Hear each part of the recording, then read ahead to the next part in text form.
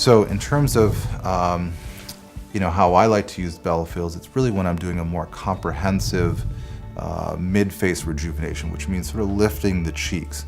In that scenario, you're not going to use just one syringe. One syringe won't do anything for the cheeks. We really need 2, sometimes even 3 syringes per side.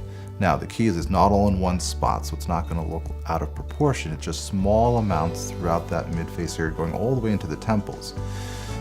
When we do that, again, we're going to get this sort of comprehensive mid-face lift.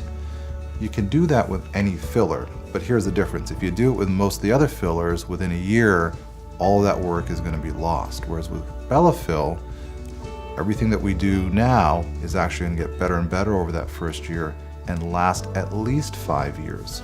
So from a value perspective, it makes a lot more sense to use Belafil when we're really trying to rejuvenate that mid-face area, or again, provide that more comprehensive volume restoration and rejuvenation. Having said that, if there is a need for just one syringe, it can certainly be used as an individual syringe for a specific spot. One example of that is sometimes people come in with just some hollowing in the temples.